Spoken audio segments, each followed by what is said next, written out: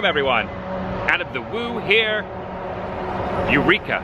Eureka! Eureka, Natalie. We have found the Great Seal of California. Arf, arf. We were at Pier 39.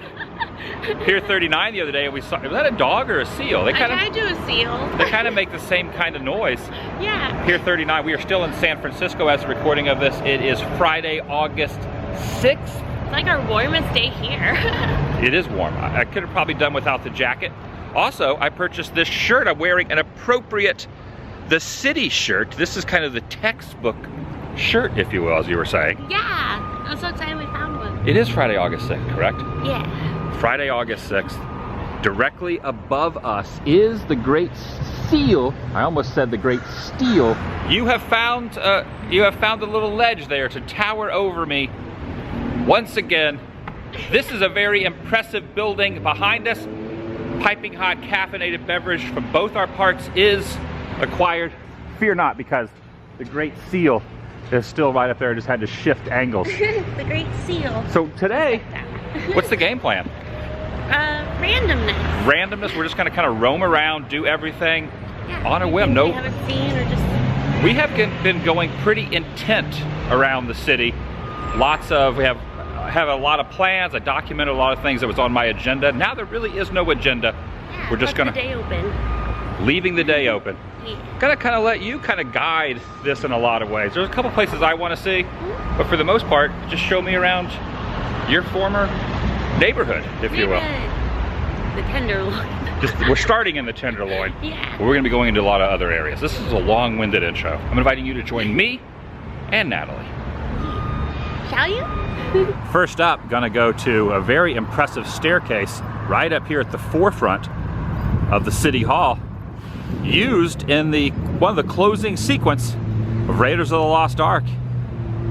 One of my favorite movies, Indiana Jones. It's right up here. Inside now, this is so freaking cool. Marion and Indy walking down this very staircase. It's supposed to be in Washington, D.C. Of course, the whole movie was filmed not in San Francisco, only this one particular scene. But what an incredible, ornate building. Look up top there. Wow, that's the dome you see from outside.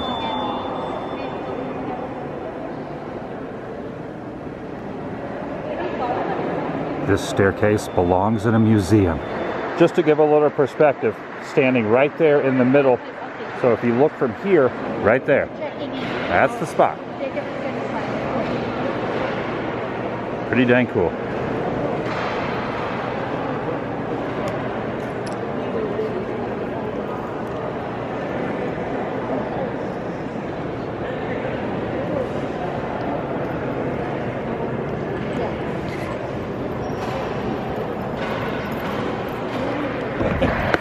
Cool.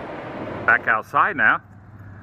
Noticing Abraham Lincoln here.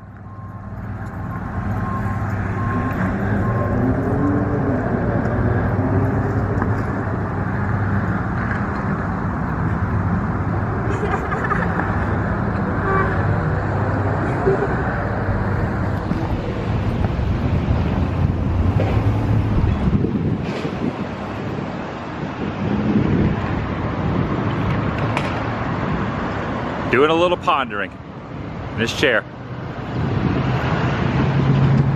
This is the Bill Graham Auditorium, or, well, it's Bill Graham who is named after. It's a concert hall.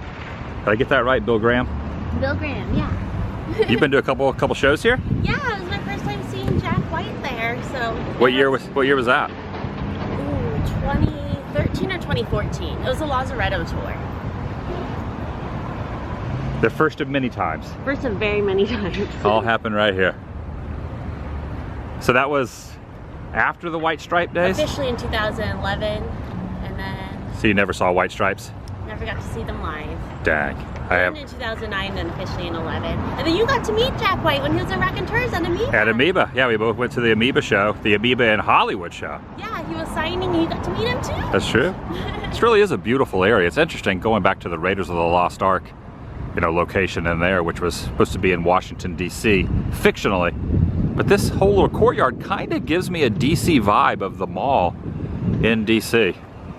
I don't know, just like, that's kind of what I think when I'm like walking through here, so I get it. Got the steam exuding up from the manhole there. Always nice to see some steam going up from the sewers. It is now 11:45, 15 minutes prior to this establishment on the corner of Geary. Tommy's Joint, sandwiches and cocktails. It says great, big, beautiful sandwiches. You're waiting in line. There's already a few people in line. We're just waiting for the doors to open. I'm so excited for you. Yeah, you recommended this. Yeah. You've eaten here quite a few times? Quite a few times. I used to live just like 5 blocks that way, so frequent this a lot. Tommy's Joint. You know it's got to be good if there's already a queue starting to formulate 15 minutes prior to it opening. Yeah, I can't wait.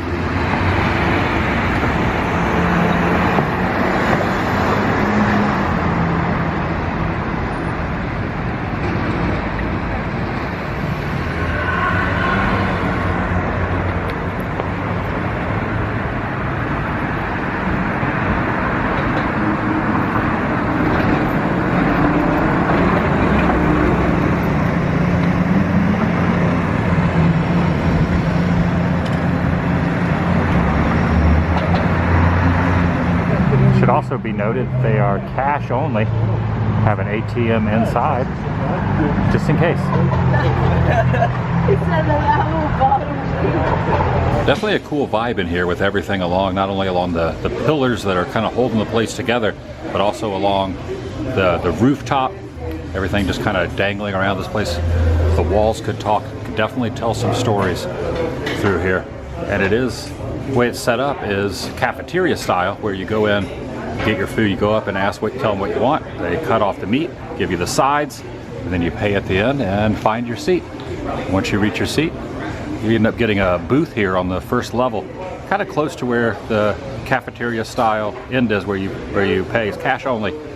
And we ended up getting a booth right next to this. I went with a sliced turkey, mashed potatoes and gravy, a little, what do they call that? Not dumplings, they call that stuffing over to the side, and potato salad, which I've already kind of started to tackle what it was on this plate. It is really good. Everything I've had already is so good. What did you end up getting? I always get their brisket. And with the brisket? That's your go-to? So good, yeah. You said Anthony Bourdain was here one time. Anthony Bourdain, I think Guy Fieri. There's wow. like Food Network episodes have been here. I could see why. So far, I just only had a few bites and it's already really good.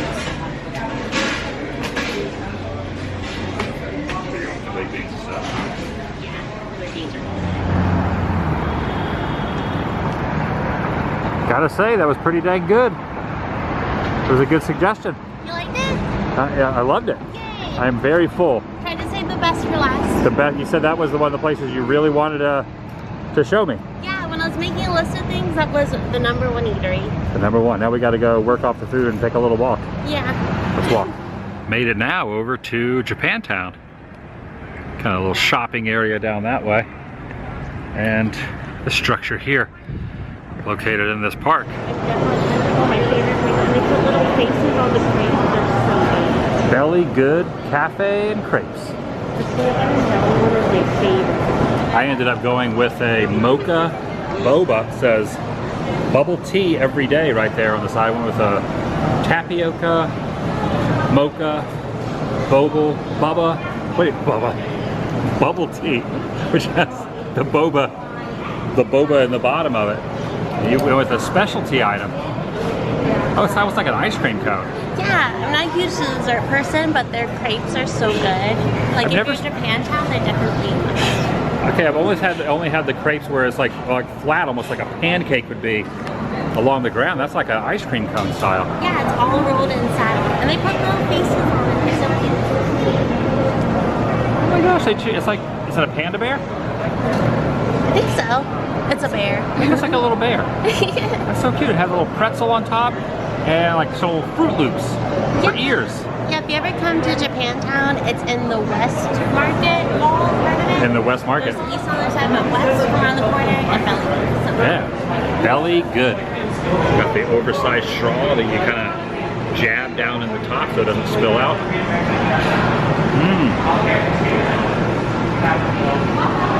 That's very mocha-y. Good? This is my favorite place in Japantown. Cheers.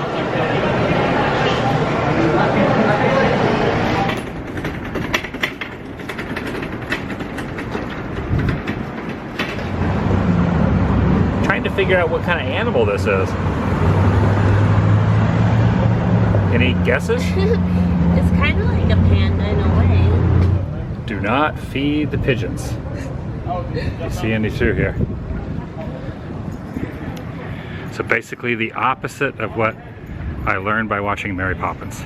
Looking for food, pigeon? Best of luck.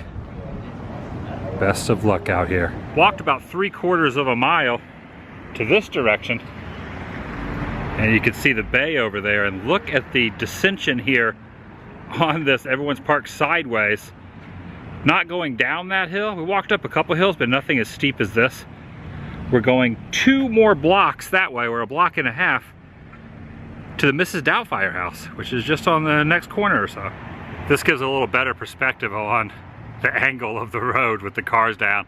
If you look closely over there in the bay, there's Alcatraz. I was there yesterday.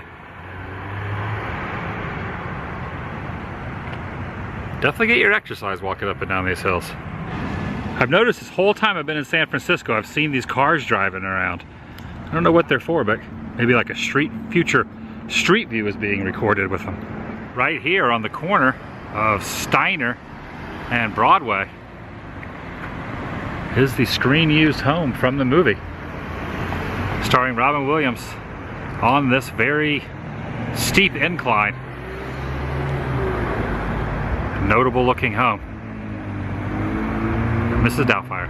On the stairs they do have a fence up. You cannot go up and take a picture and walk up the concrete stairs. This is the first time I've ever been to this spot. And I'm noticing the trees. I'd always heard that the trees would have carvings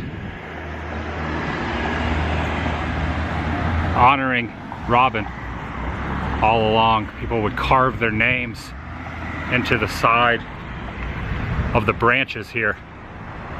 You can see all through here. Some over the years, many years, people inscribing their thoughts. You can't even imagine how many people a day will walk by here. You also notice how Oh, check it out right up there. Just on their steps. They've got one and the clubhouse one has one.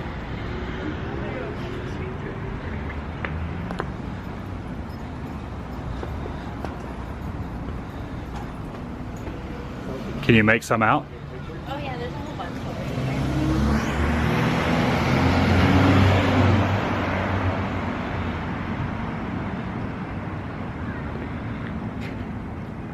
here. All up in the tree. Would imagine it goes all the way down the trunk, but they've put the ivy around them.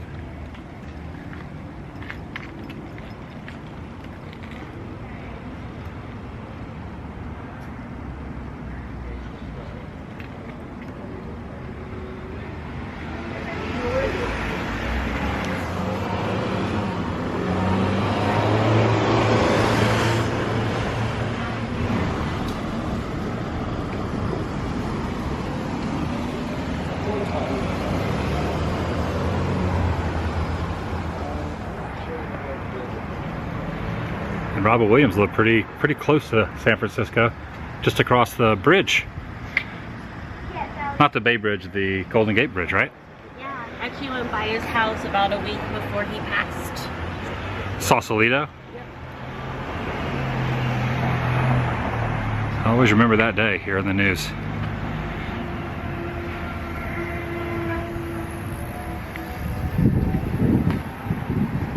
What a view here from this filming screen used home.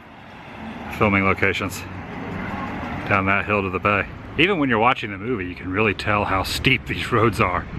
I think they appear more steep in real life walking up. Your legs feel them more than watching them on the movie screen.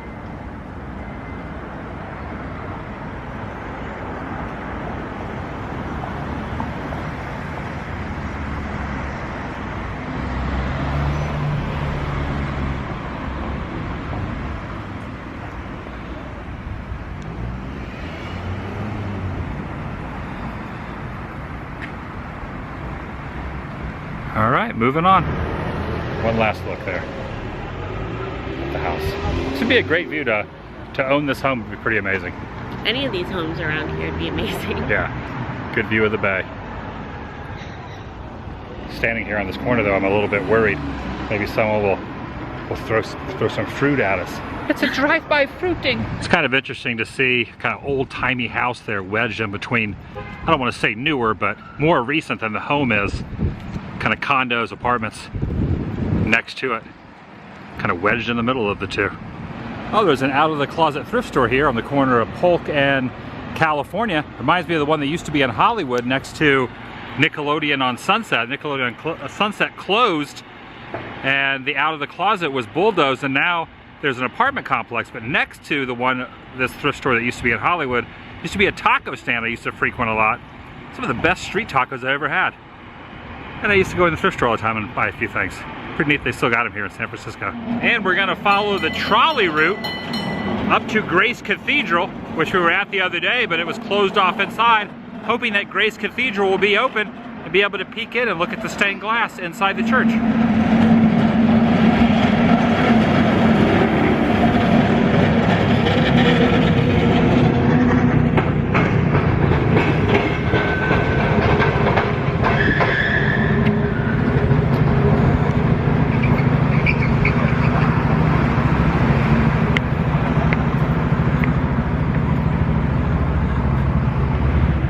Not open, huh?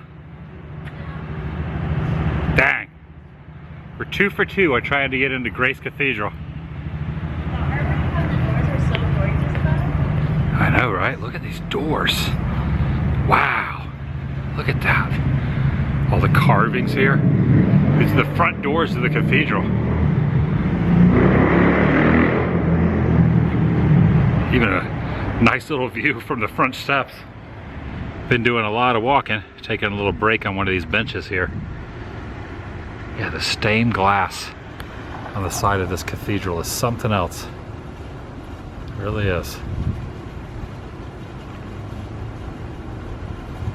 Wow.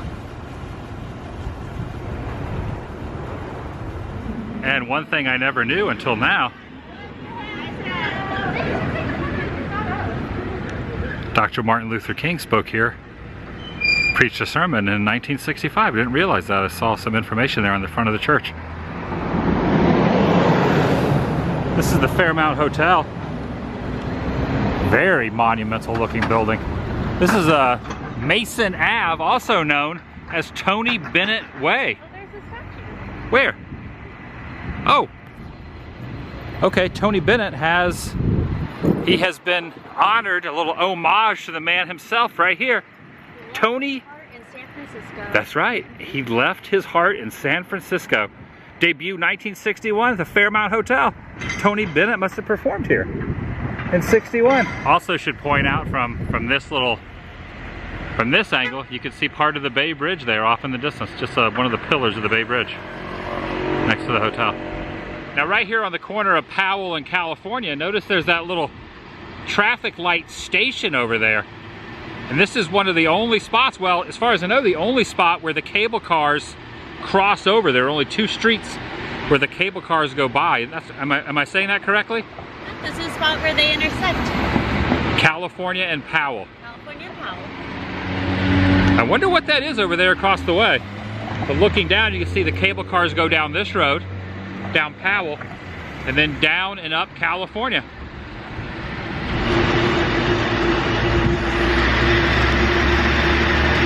Going across number 16, Powell and Hyde Street. That's where it picks up, right? Powell and Hyde. Very slow going. Hello! They have quite an incline going down. Oh, they're stopping right here in the middle of the road. They're pointing something out. There we go. See, let's go with a break. This is so dang cool. And then down Powell. Look at this incline. Woo-hoo-hoo-hoo-hoo. Holy cow. And the guy on the back hits the brakes. It's pretty fascinating how all that works. you're holding onto your hat, not because of the wind, but how exciting the cable car mechanisms are. I can't believe you haven't ridden on the cable car until we did it the other day. As a local, and spend $8 for transportation just to go. I almost just slipped on this, but right now they're free. Right now they are. I went on them a couple times and I can say I kind of got my fill. I kind of did it.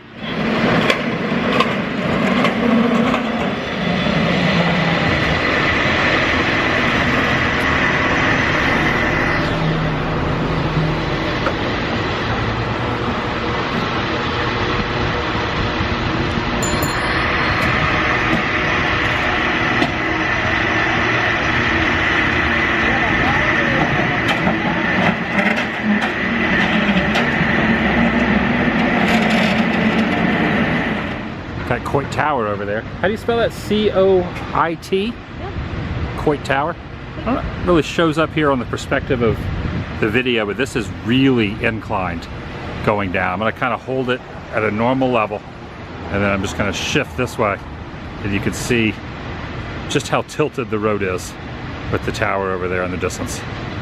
Still I can tell the brick down that side. Yeah, good point. If you've ever seen the film The Towering Inferno, this was the exteriors from that movie, 555 California. There was even a scene right here in front when Fred Astaire exits his vehicle. You can say that these are Fred Astaire's. Fred Astaire's. Okay, very well done. Astaire's that Fred walked up and into this building, an all-star cast. One of the 70s disaster movies. There was a lot of them in that decade. Decided to go ahead and catch this trolley because we're going to go back uphill, up California, to one last spot.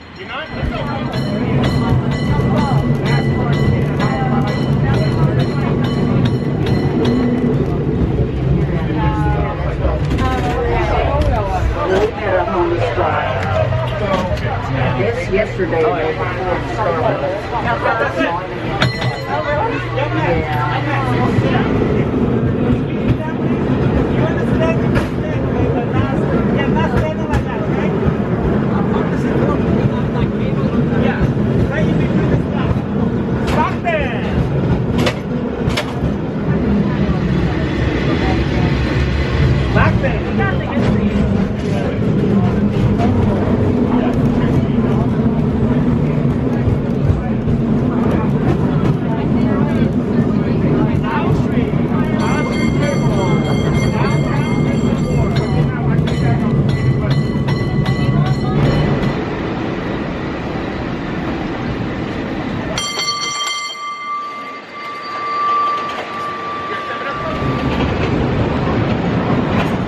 Oh yeah, I got him crossing. That was cool.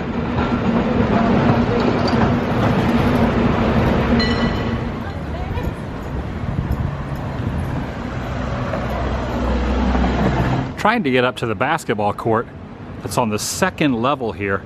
It's all fenced off and locked up. There's no one in there. Said to go up to the front door, which we thought was this. No one's answering. But right up here, quite a few things, including the Princess Diaries had a scene where one of the students slipped and fell. It was kind of almost like it was almost like it was an error. It was a slip up that was left in the movie. They left it in.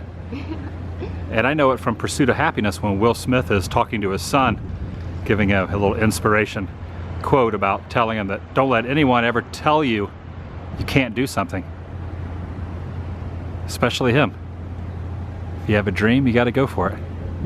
And overlooking from up there, if there was the ability to get up there, you'd see the cityscape off in the distance. It's a little bit of a bummer we can't get up there because that would be pretty amazing, but that's the basketball court from Pursuit of Happyness, among other productions.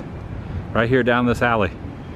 I totally forgot all about it, and we were a couple blocks over that way, and Natalie remembered when we walked over here. Yeah, we were so close. We were like 3 blocks over, but at least we can see it. You can see it from down here.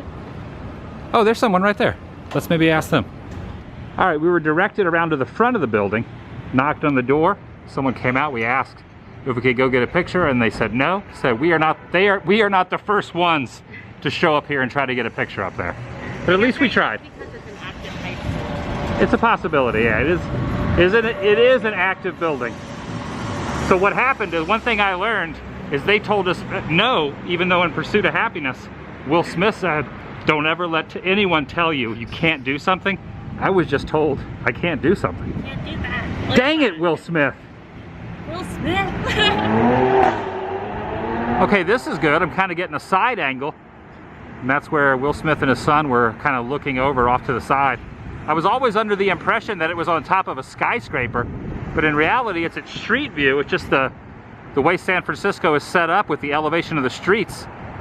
Looking down into the city, it appears as if they're on top of a huge building, but really it's only second floor up. Wild. Movie magic. Well, I guess city magic. City magic. Oh yeah, real quick, I just wanted to show the screen grab there. Yeah, take a look at this. You would never expect that to be 2 floors up from ground level. That is incredible. I always assumed that was on top of a sky-rise building, but it's not. It's right there, that little basketball court. San Francisco streets they fool you a bit.